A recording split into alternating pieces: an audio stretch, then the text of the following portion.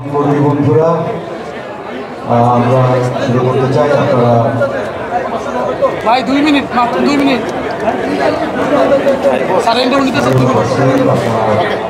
ভাই বলেন। আপনারা বিক্ষিপ্তভাবে ঘোরাফেরা করছেন, আপনাদেরকে আসন গ্রহণ করবার জন্য বিনীত অনুরোধ। ভাইয়া 2 মিনিট। ভাইয়া 2 মিনিট। 2 মিনিট। ভাইয়া প্লিজ ছোট ভাই। ওকে ভাই, থ্যাংক ইউ। আচ্ছা বলুন স্যার। সেই সংস্কারটা ব্যক্তিগতভাবে একজন অভিনেতা বা একজন শিল্পীরও খুব প্রয়োজন বলে আমি মনে করি। আজকে যখন সংস্কারের কথা উঠছে, একটা নতুন আবহাওয়া, নতুন পরিবেশের মধ্যে আমরা বাংলাদেশে আছি। সেই ক্ষেত্রে আমাদের যদি পুরনো কোনো ভুলভ্রান্তি থেকে থাকে, যদি কোনো জায়গায় কোনো কিছু বাত্তায় হয়ে থাকে যেগুলো ঠিক হয়নি, সেগুলো সংশোধন অবশ্যই আমরা করে নিতে পারি, নিজেদের মধ্যে আলোচনা করি। সেই লক্ষ্যেই আসার আমি বারবার একটা জিনিস বলি যে শিল্পীদের মধ্যে বিভেদ বিভাজনটা কোনো মতেই কাম্য না। আমরা মানুষের হৃদয়ের কাছে থাকি, হৃদয়ের সঙ্গেই কথা বলি, তাদের আবেগের সঙ্গে কথা বলি, মানুষের ভালোবাসা পাই। সেই ভালোবাসাটাই আমরা পেতে চাই আগামীতে। ৭১ যেমন শিল্পীরা ভুল করেনি, তাদের নিজস্ব সংস্কৃতি দিয়েই এই দেশটাকে স্বাধীন করেছে, এগিয়ে নিয়ে গেছে। শিল্পীদের একটা বিশাল বড় ভূমিকা ছিল স্বাধীনতা যুদ্ধে, আপনারা জানেন।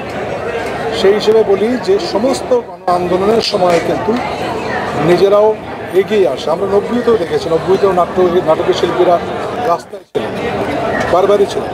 সেজন্য সংস্কারের প্রক্রিয়াটা যদি ভালোর জন্য হয়, যদি আমার এগিয়ে যাওয়ার জন্য হয়, তাহলে অবশ্যই আছে। এবং দিন শেষে আমাকে আরেকটা অভিনেতার সঙ্গে আরেকটা মানুষের সঙ্গে কাজ করতে হবে। সুতরাং আমাদের মধ্যে কোনো ধরনের বিভেদ বিভাজন যেন না থাকে, একে অপরের বন্ধু হয়ে থাকতে পারি। যদি সমালোচনাও করি, সেটা নিজের একান্ত থাকবে, এইটাই আমার চাওয়া। সেই জন্যই আশা এখানে। আচ্ছা, একটা জিনিস বলবেন, একজন শিল্পীর কতটা আসলে রাজনীতির সাথে সংশ্লিষ্টতা থাকা প্রয়োজন, বা আসলে রাজনীতিবিদ হওয়া দরকার কিনা? রাজনীতিবিদ হবেন কিনা শিল্পী নিজস্ব সিদ্ধান্ত, কিন্তু কোনো শিল্পকর্মই আমি মনে করি না রাজনীতির বাইরে।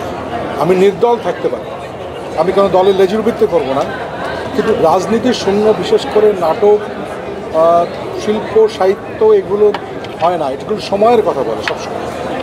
সময় তো চলমানতা, মানুষের অর্থনীতি, সমাজ, এগুলোর বাইরে কোনো জীবন চলমান নয়। সুতরাং আমি যদি মানুষের কথা বলি, আমি যদি সমাজের মুক্তি চাই, আমি যদি মানুষের ভালো চাই ব্যাপক অর্থে, তাহলে একেবারে রাজনীতিহীন হওয়াটা খুব মুশকিল। আচ্ছা ধরুন, রাজনীতি যারা করে তারা তো রাজনৈতিক তাদের বিভিন্ন এজেন্ডা বাস্তবায়নের চেষ্টা করে। আসলে এটা শিল্পী হিসাবে কতটা যৌক্তিকতা? সে রাজনীতি করুক, সেই এজেন্ডা বাস্তবায়ন করা কি আসলে সঠিক যৌক্তিক কিনা? এখানটাই আমাদের কথা আছে। যদি কেউ রাজনীতি করে, রাজনীতি করুক, সরাসরি রাজনীতি নেমে করুক। আমরা এর আগে অনেক জায়গায় দেখেছি, কিন্তু সেইটার প্রভাব যেন আমাদের শিল্পকর্মের উপরে, অ্যাক্টর সিকিউরিটি বা অভিনয় শিল্পীর সঙ্গে উপরে না আসে। এইটাও একটা চাওয়া যে আমরা আমাদের কাজটা করতে চাই। যেমন ধরেন এই পরিবর্তনের পরে এখন নাটক, সিনেমা, OTT সব কিছুই একটা বন্ধাত্বের মধ্যে গেছে।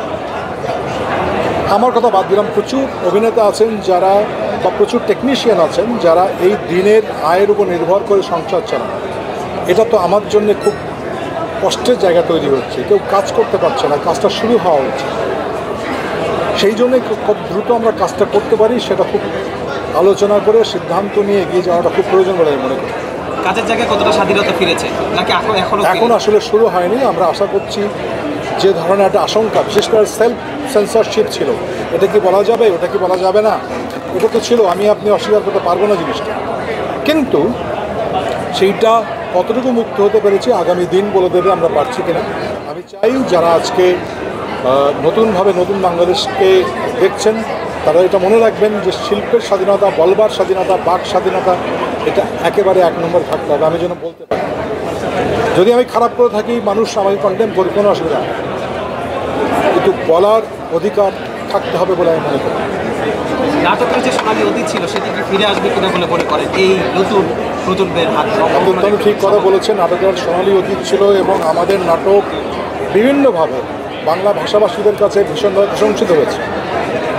আজকে যদি দেখেন, ইউটিউবের কারণে আজকে আমাদের দেশ ছেড়ে অন্য জায়গায় কিন্তু এটা ভীষণ পপুলার। আমাদের প্রচুর অ্যাক্টর আসছেন যারা খুব পপুলার, তাদেরকে নিয়ে কিন্তু বাইরেও অনেকে ভাবছে। তো এই যে একটা গ্লোবালাইজেশনের জায়গায় চলে আসছি আমরা, আমি আজকে পৃথিবী থেকে বিচ্ছিন্ন নই। আমি কেন আমার অ্যাক্টর হলিউডে যাবে না, কেন আমার অ্যাক্টর ইরানের কোনো সিনেমায় যাবে না, এই অ্যাভিনিউটা তৈরি করা খুব জরুরি বলে আমি মনে করি। প্লাস অ্যাক্টরের প্রশিক্ষণের যে জায়গাটা, দিন দিন নিজেকে সংস্কার করে ঋদ্ধ হওয়াটা খুব প্রয়োজন বলে আমি মনে করি। সেটার জন্য একটা ভালো পরিবেশ দরকার এবং কিছু সুযোগ সুবিধা দরকার। আরও কথা হয়েছে সেটা হলো আমরা কাজ করি অনেক মানবতার পরিবেশে, রাত নেই বিরাত নেই, রাত 12টা 1টা পর্যন্ত কাজ করতে হয়, সেটা কি খুব মানবিক? এগুলো নিয়ে প্রশ্ন ওঠানো উচিত। সমস্ত পৃথিবীতে যারা শিল্পের কাজ করেন, ঝুঁকির মধ্যে থাকেন, তাদের প্রত্যেকের ইন্স্যুরেন্স আছে। আমাদের এখানে ইন্স্যুরেন্সের কোনো ব্যবস্থা নেই। আপনি জেনে অবাক হবেন, অভিনয় একটি শিক্ষিত পেশা নয় আমাদের দেশে, এটা খুব দুঃখজনক।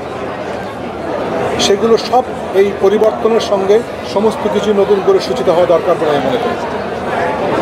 ধন্যবাদ।